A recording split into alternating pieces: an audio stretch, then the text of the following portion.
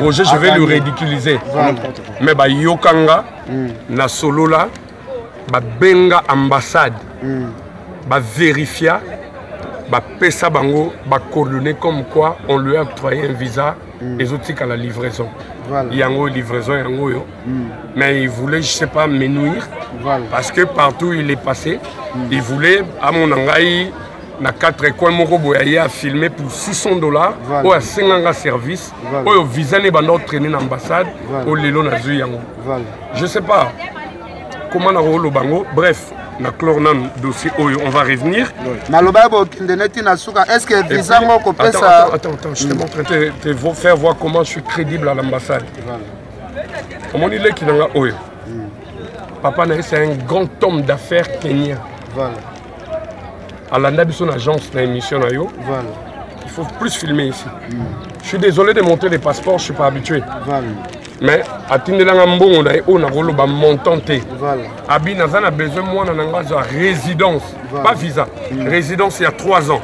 Ce botal est à 2017 à 2020.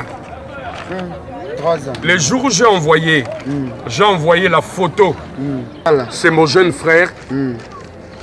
J'ai toutes les possibilités en main de lui faire mal, mais je ne le ferai pas.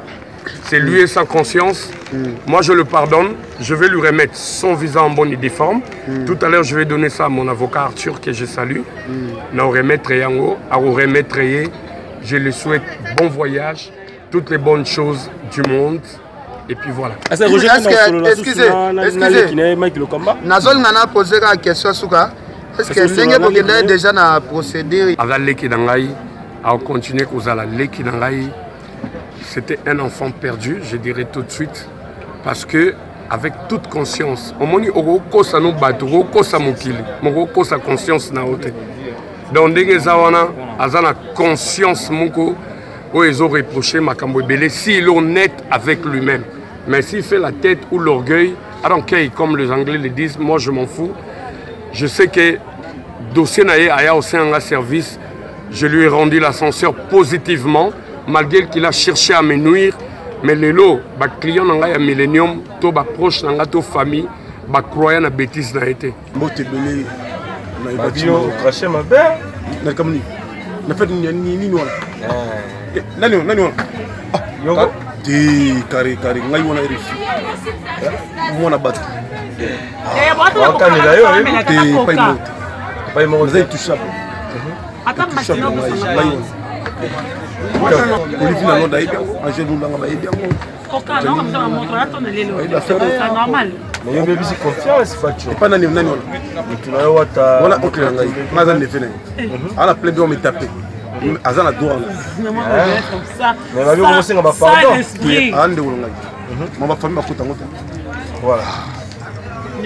Ça fait rien.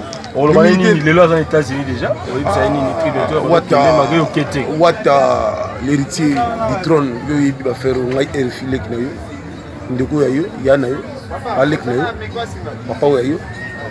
Famille, donc bonheur, prospérité, longévité, père double. Papa double, père ma papa, on passe en RFI. On est ensemble, nous sommes dans le chemin de la gloire. Est-ce que répétez un peu dernièrement Roya ou bien Maramaon est commis Bénin ou Nakeba Keba? Dans le chemin de la gloire. Bon, voilà, il faut empêcher la musique. La musique n'est comme journaliste. Beaucoup de empêcher les journalistes dans aux informations. Je me suis dit que ça va bêta va répéter non. Carré. Bonne chance Wata. Et de la musique congolaise africaine. Sans esprit. Ouais. Match à bien. Oui. Boni. Non, ça va. Les lots toyé parce que le monde entier bengaki Roger Ngandesco, Roger Ngandamela passeport Yamaiki Lukulu. Donc les lots sikoyo toyé poto la kisabande konabiso que non. Masoleza ba aventure te Roger Ngandaza mutu moko za très crédible. Yo étant que chroniqueur, on peut expliquer bande ko ya monde ni. Patch, on a vraiment chroniqueur, c'était pardon, la journaliste, parce que je sais comment je traite les informations de source. Ce que je peux dire, tout le babier, c'est comme il y a Mike Lokoloté, c'est comme Mike Lokamba à faire passeport, visa, Rojengan. Voilà. Il y a Mike. Je me suis dit, il fallait traiter la source pour nous les camarades qui sont mais tout le monde qui est Rojengan a escroqué Mike. $600, passeport $600, il y a visa, passeport et s'est retrouvé par Ken Piana. Voilà. Autre information, Roger répondait qu'il y a un téléphone. On dit bien autre qui par Mike. Tout le monde entier, les news de stars, il y a les news, il y a la source de Roma là, tout le monde n'a pas cité page, pas citer le nom. Tout le monde a qui en gros par rapport à Mike Melkam. Moi, je n'ai pas de temps de parler avec Roger Ngandou, je n'ai même pas appelé Roger Ngandou au téléphone, Depuis plus de 4 ans, Maxi Bien-être a non seulement apporté l'harmonie du corps, mais aussi des couples. Avec Maxi Bien-être, dites au revoir aux maux de dos, aux problèmes d'hémorroïdes. Maxi Bien-être est une solution buvable, très facile et pratique à utiliser. Versez le contenu du sachet dans un verre d'eau tiède, mélangez avec une cuillère et c'est tout. Alors, qu'attendez-vous? Maxi Bien-être, l'harmonie du corps et des couples. Merci Nada Bena fier na Congo Promo. Et ça site bena no number 1. Le site bena intellectuel. Boss Raf Ngindo en tout cas na passivement bambo. Raf Ngindo le présentateur de la force créative Congo Promo. Congo ça la force militaire na Congo Promo. Et faites comme moi, allez voir Congo Promo tv5.com. Donc au nom de Jésus-Christ nous bénissons le Congo Promo. Avec Raf Ngindo, Congo Promo ne tombera jamais. Piccolo Congo Promo ndé. Ouais, balobi Raf Ngindo.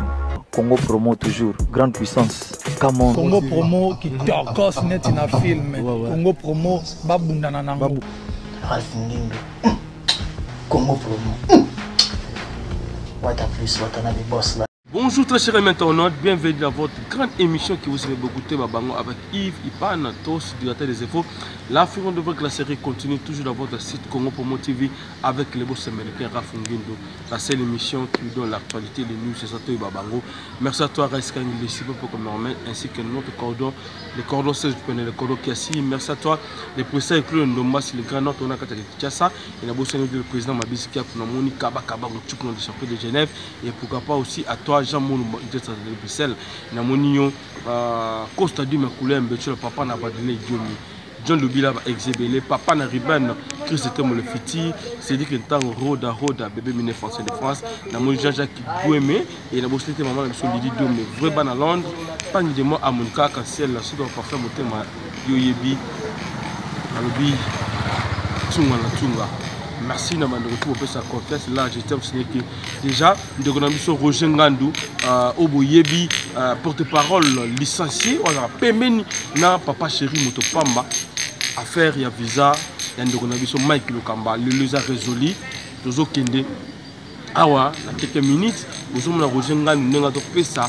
De Mike Lokamba, confrère Nabiso, passeport on a parce que le moment trop pourquoi Roger Ngandou a sali boy a pesé le sauté mais le lobo la vérité tout à Zoloba pourquoi a pesé guité et pourquoi est traîné boy pour eux la vérité tout et que ça la plaisir le président Guillaume Tissoka le président tout le Congo des États-Unis et pourquoi pas aussi à toi Tibol Mala et sans oublier tout c'est le Tangazo.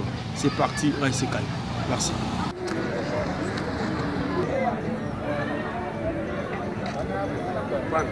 Ouais. Joroy. Ça va et toi? Ouais, ça va, Dieu me soutient. International. Nabi Demi Baya. Ouais.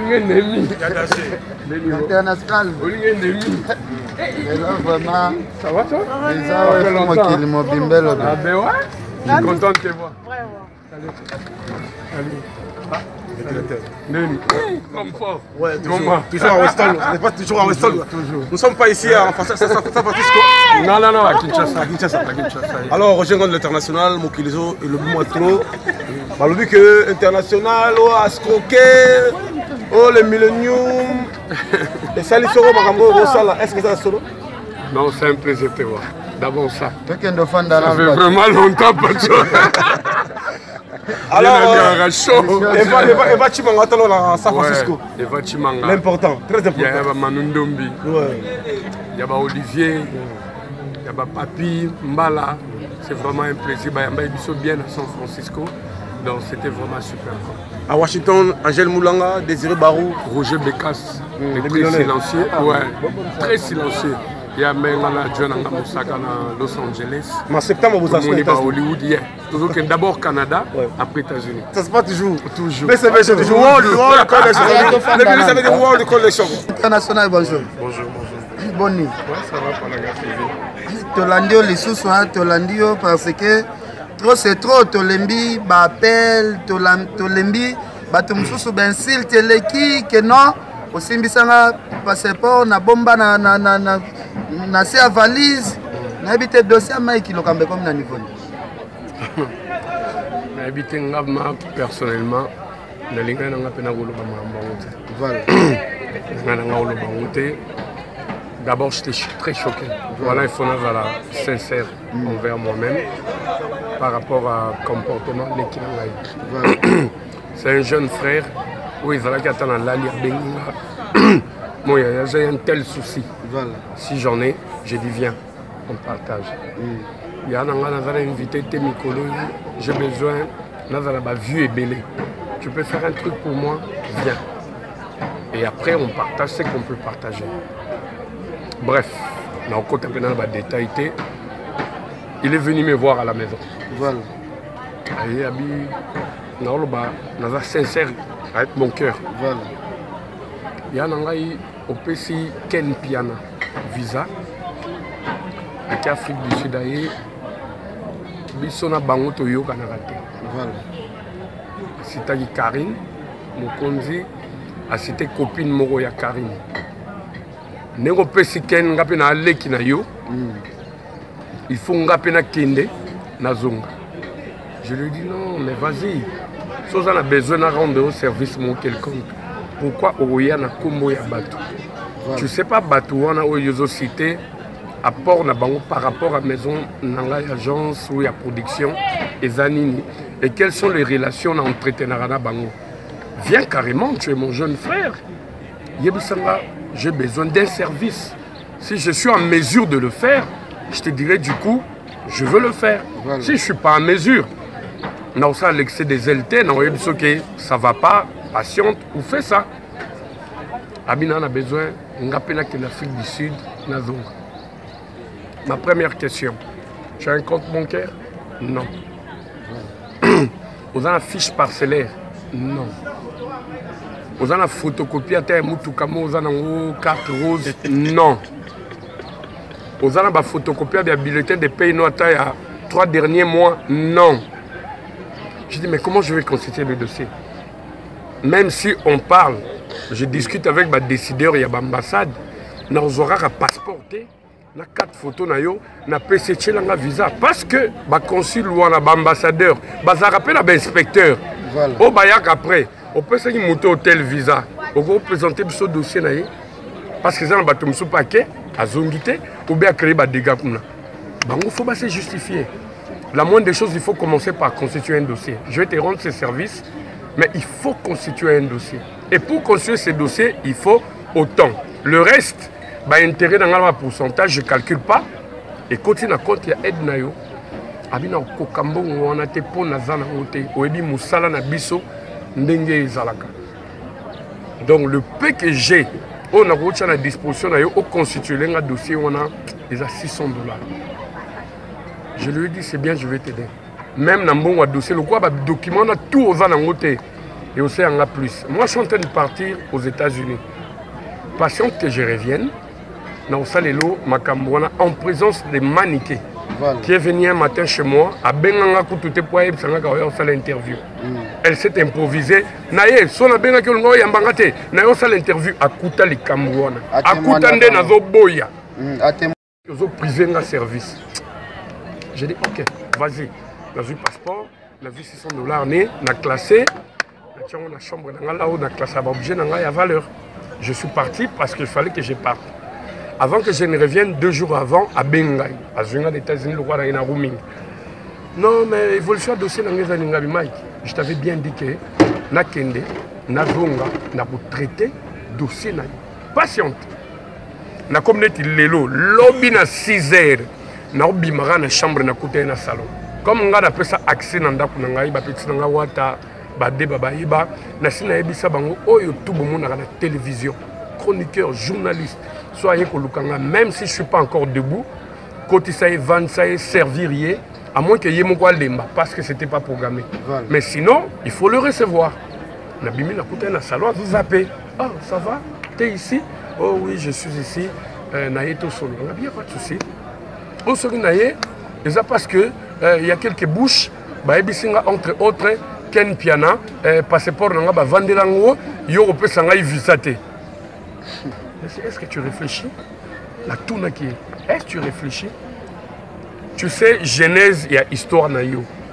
Tito comme on a point oyo. Nga na pesa yo parole d'honneur. Tu voulais partir comme Ken est parti? Tu voulais partir. Je t'ai dit, tu vas partir. Donc ça, miette na yo au pesanga pour te constituer un dossier. Au coup, tu as gagné des suites parce que Makambo yo c'est un coup na senga bambongo. Je veux bien t'aider. Je t'ai donné ma parole. Pourquoi il faut que tu aies une polémique na bino professionnel? Ozongelanga toujours na combo ya Ken. Ken a dit avant de la passeport nanga. Ken, qu'est-ce que ça a à voir avec ma parole d'honneur? On a appelé ça yo. Benga batuno Afrique du Sud. Tu leur dis, va préparer le au lit, tu vas partir. Il est parti en bonne et due forme. À ma grande surprise, je me réveille le matin, m'appelle les bandits.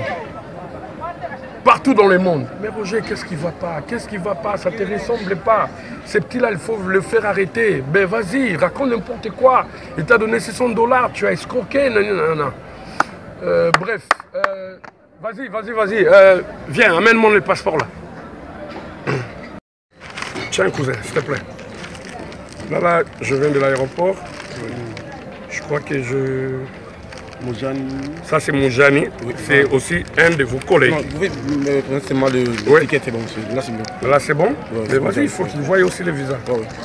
Moujani Carlos, voilà. Collègue Nabilo. Carlos, il est peu sanga. Apianga kutu moins que au Mike Apianga. Mais il y a votre traité un dossier avant Mike pour hier nazaku na sanga. 2 jours avant. Après sanga i dossier na na ebisaye na ko aider yo pour expliquer nga peke moni lelo ngala komo loba, je suis pas du genre à parler. Voilà. Mais na komo mon ndé makambo ngo faut karato loba. Voilà. Moujani est venu me voir. Na moins de $600. Voilà. Bref, $400 américains. Voilà. Frérot, on m'a escroqué par un monsieur au Natindaka Mbongo. Après Singaï, visa Langate, j'ai des problèmes avec ma femme, tout et tout. Tu peux m'aider? Moi j'ai dit oui. Vas-y, il faut un dossier. Oh, je n'ai que $400. Voilà. Comme ma collègue Nabiso, tu travailles, un journaliste et chroniqueur, je lui ai dit je vais t'aider. Na côté dossier naïe, malanda qui baye, Mike qui basala qui dio. Voilà. À celle-là, SMS. Oh, j'avais des pleurs, mais je ne peux pas manifester ça. Aujourd'hui, j'évolue. Ça, c'est qui? Mukamba. Tu vois mon jeune frère ici? Total, est-ce que le passeport est la première visite? D'abord, c'est l'ancien passeport. Voilà. L'ancien passeport. L'ancien passeport. Et bien, bipé passeport. Voilà, tiens. J'ai son visa. Premier visa, passeport. Oui, voilà. J'ai son visa. Il a raconté n'importe quoi, il a fait des vidéos, il a fait les affiches. Voilà. Il est allé au parquet de grande instance pour me porter plainte, comme quoi je lui ai escroqué $600 avec son passeport. Heureusement, le magistrat, le juge, le procureur, et puis il a jugé personnalité à Motu. Donc, à Kendaki, comme c'était les plaignants, il s'est dit, Roger, je vais le ridiculiser. Mais Yokanga, na solo là, benga ambassade, vérifia, pesa bango, coordonner comme quoi on lui a octroyé un visa exotique à la livraison. Voilà. Yango livraison, yango yo. Mais il voulait, je sais pas, me nuire. Voilà. Parce que partout il est passé, il voulait, à mon engaï, na 4 coins, mon robot a filmé pour $600, voilà. Ou à 50 services, voilà. Ou au visa n'est pas notre traîné dans l'ambassade, ou l'élo n'a vu yango. Je sais pas. comment on bango. Bref, na clornan dossier on va revenir. Est-ce que visa attends, je te montre te faire voir comment je suis crédible à l'ambassade. Comment il est qui n'a oyo. Papa Naé c'est un grand homme d'affaires kenyan. Voilà. À l'anda de son agence dans l'émission nayo. Voilà. Il faut plus filmer ici. Je suis désolé de montrer les passeports, je ne suis pas habitué. Voilà. Mais à Tindelanga Mbongo, on a rôle montant. Voilà. Abi Nazan a besoin moi de résidence, voilà. Pas visa. Résidence il y a 3 ans. So Botali là 2017 à 2020. 3 ans. Les jours où j'ai envoyé la photo. Il y a résidence où il y a papa Naé. Il m'a appelé. Un grand homme, il pèse des millions. Voilà. Il m'a dit Roger, merci. Moi j'ai dit c'est à moi de vous remercier. Voilà. Abi, pourquoi tu me dis ça? J'ai dit par rapport à la confiance. Tu m'as donné ton fric. Tu ne m'as pas fait signer un document. Voilà. Et puis on a confiance au Benga Angate. Voilà. Mais Batumoussou, au monde appelle sur Miette Naé, il te dérange. Abi Nanga Roger, je t'ai connu depuis. Natal a interview Nayo. Tu es un monsieur juste te voir. On sait que tu es crédible et conscient. Voilà. Bateau, au salon Makelele, pour un business, yebi business, voilà. Et puis yebi valeur humaine. Parce que tout le monde m'appelle, on me dit, vas-y, tu as son visa, il t'a été traité d'escroc, la justice règne, c'est pas toi, c'est le millénium qui l'a sali. Voilà. Kende Naye, la justice va corriger. Mais moi, j'ai dit tout de suite, je le pardonne. Voilà, c'est mon jeune frère. Voilà. C'est mon jeune frère. J'ai toutes les possibilités en main de lui faire mal, mais je ne le ferai pas. C'est lui et sa conscience. Moi, je le pardonne. Je vais lui remettre son visa en bonne et due forme. Tout à l'heure, je vais donner ça à mon avocat Arthur, que je salue. Je lui souhaite bon voyage, toutes les bonnes choses du monde. Et puis voilà. Excusez, Nazol n'a posé la question. Est-ce que vous avez déjà na procédure? C'était un enfant perdu, je dirais tout de suite. Parce que, avec toute conscience, on m'a dit que ça nous bat, que ça nous kill, que ça conscience na haute. Donc, dès que ça a conscience, ils ont reproché Makambo Belé s'il est honnête avec lui-même. Mais s'il fait la tête ou l'orgueil, comme les Anglais le disent, moi je m'en fous. Je sais que dossier Naya au sein de service, je lui ai rendu l'ascenseur positivement, malgré qu'il a cherché à me nuire. Mais les lots, les clients de Millennium, les proches de la famille, les croyants de la bêtise. Roger, aujourd'hui tu fais les business, tu dois être conscient et puis il faut t'amuser avec qui tu dois traiter. Essaye de voir avec qui tu dois traiter. Parce que la bêtise, on ne voudrait pas que ça se répète. Est-ce que Papa Chéri est au courant? Parce que oui, on a vu BCB Zalaki Sali. On a fait des émissions avec Moussata au niveau à State. Est-ce que Papa Chéri s'est plaint? Papa Chéri était au courant parce que c'est le parrain de Millennium. C'est-à-dire agence, production, octroi de visas, etc. Papa Chéri a informé, n'a moindre souci. Et puis, il me fait confiance. Tu sais ce qu'il m'a dit? Roger, finis avec cette histoire, vite fait. Dérangement pendant 1 mois complet par rapport à ma journaliste. Oh, les $600 que non, parce que bango, ko déstabiliser. Agence est crédible, oh, tout sa confiance. Il y a l'international Roger Ngandou, Boyebinde Konabiso, amemaki problème à niveau de justice. Roger Ngandou azali garçon oh le lot topé sa respect na kati ya République démocratique du Congo. Mutaza chargé à marketing ya Papa Chéri, oyo ba déstabiliser na niveau ya ba réseaux sociaux. Le lot est sur la naie pas tu refus na habité moi commentaire kozali. Bon, moi il a ça la plaisir à trop le lot parce que tout ça c'était ma bouka mona bouka kukila parce que bato lobaki n'importe quoi. Voilà. Roger Ngandou ce n'est pas n'importe qui, azali porte-parole international. Voilà. Tel point que na musala o asala rapena malambu le Millennium. Et tindika bato belé ba poto, ils ont quand même parmi candidats aussi à Millennium qui n'a Afrique du Sud. Voilà. Le Millennium tel le tout ça na kermesse awa. Ezali stand, on a combien? Voilà. Si tu as déjà 10 stands, tu en as combien? Voilà. Pourquoi on le salir comme un moto est crédible partout au monde? Voilà. Nous avons regretté notre comportement Ndeko Yangai, Mike Mukamba. On a quand même payé à publier qui M. Roger Ngando Azali, directeur en marketing, chargé de stratégie. Il y a Wenge BCBG souvent en premier JB Piana. Qui nous comprend la page, c'est encore de disqualifier personne, disqualifier agence, qu'on perde un peu dignité au sein d'un bateau, pas crédible. Il y a un moment où tu as journaliste d'investigation, journaliste international, autre on a un événement place des alliés. Il y a un autre pour te dire, les selon commis mais match le la vérité, le match le la vérité, le les alliés manga na manga, le to panza mututu. Voilà, merci beaucoup bandeko ya ba agence. Ba komi le loko banga biso, ba chroniqueur, biso ba journaliste parce que ndeko moko balobi muyaka moko asambwisa bayaka nyoso. Mike Losolo wana vraiment azali garçon moko boy o ayokisi biso ba journaliste soni lelo na kati ya Congo. Mutunati Mike Losolo wana. Problème affaire il y a visa, pas même 2 mois déjà au publié mutuna ba réseau, aux hommes maltraités Roger Ngandou comme un escroc, mutapé sans visa, n'a pas ni 100 fois congolais. Jour où il y a voyage nanga abimisi $200 à le week-end puis on a kendo complété na mbongo ya billet. Aujourd'hui, aux publié que non escroc, tu as vu que les news boleki saki makambo yo, bala bouche, bolobela ki masolo oyo. Alors, ndenge visa pe ebimi na habité visa ngwe kozala quantien visa. Est-ce que depuis garçon oya botama na vie na ye? Est-ce que oza visa ya liboso te?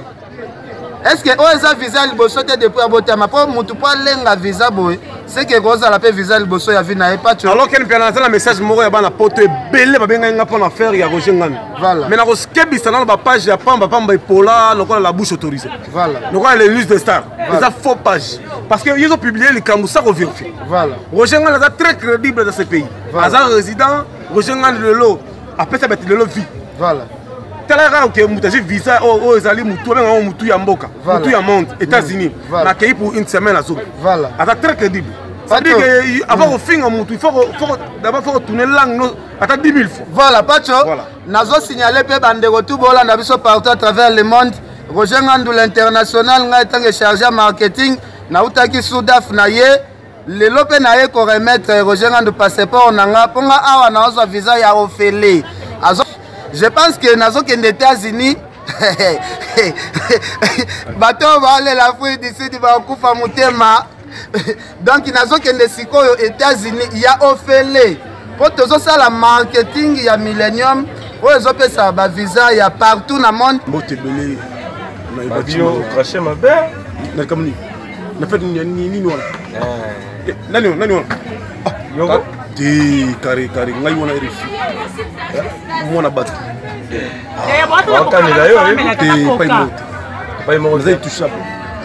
Attends maintenant. Olivier na nda ibe, angelu langa ba ibe.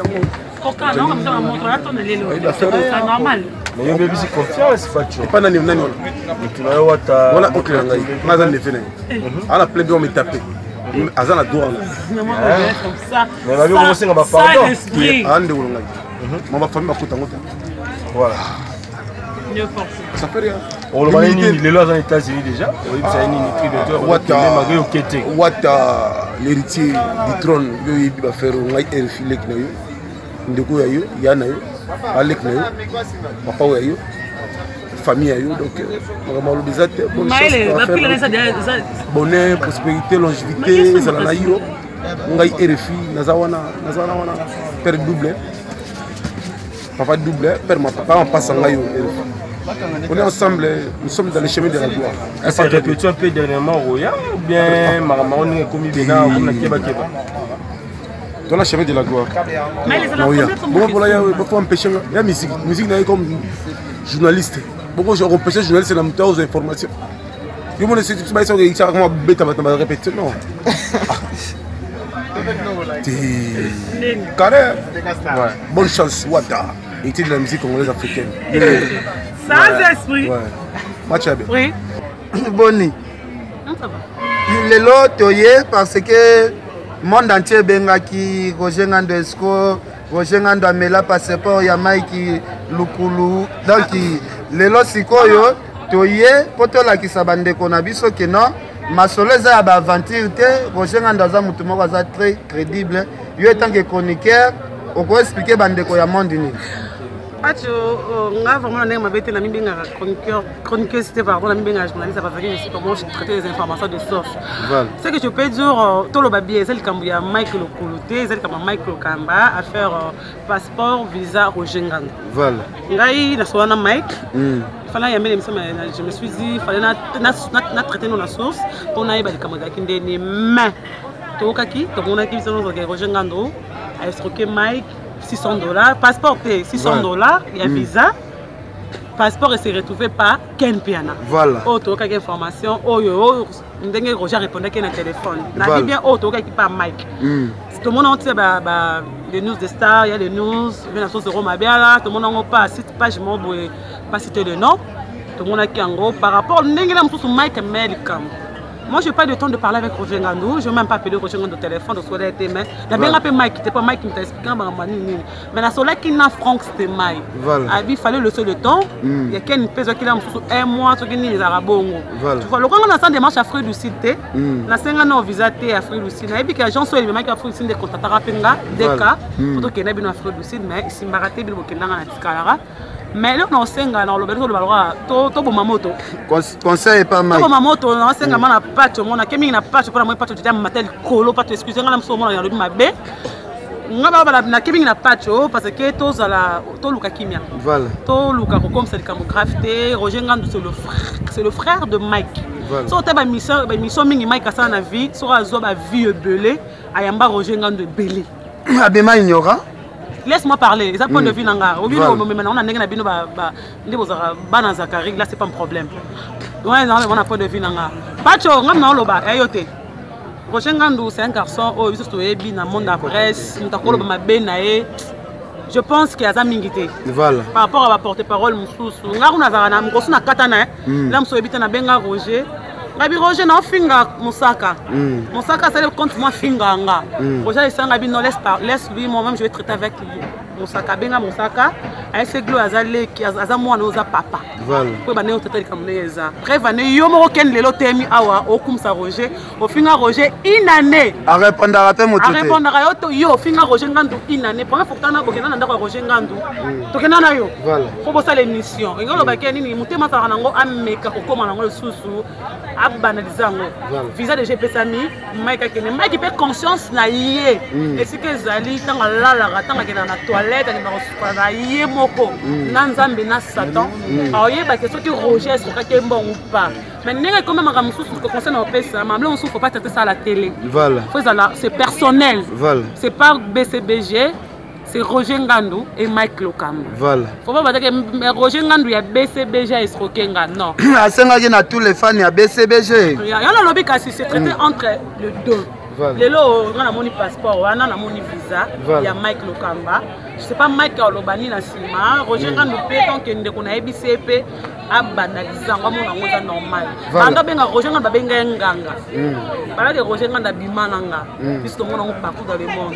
Mais yo yebi nous en ceux qui nous bangent ensemble yebi que comment faire on a Roger Ngando yo. Voilà. Mais les gens ba interpréter. On a bon marché. Les gens ba interpréter.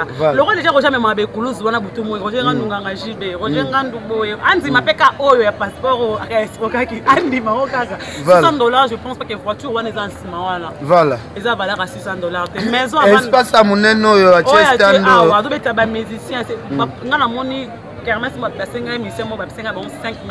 Voilà. C'est que Roger Ngando ah on a obété ba musicien ça offre $5,000 ba $6,000 ba $4,000. Tu vois pour dire que c'est une personne qui pèse aussi na BCB. Je suis razangi na mso $100 na 12 heures 5 ta fan moko lingaji ba dans Haïti. A rotinda $600 pas luka qui m'a déjà mal de ce panaki la mso Mike Agafa qui to Roger Ngando passe très bien tel pour même cas de communication.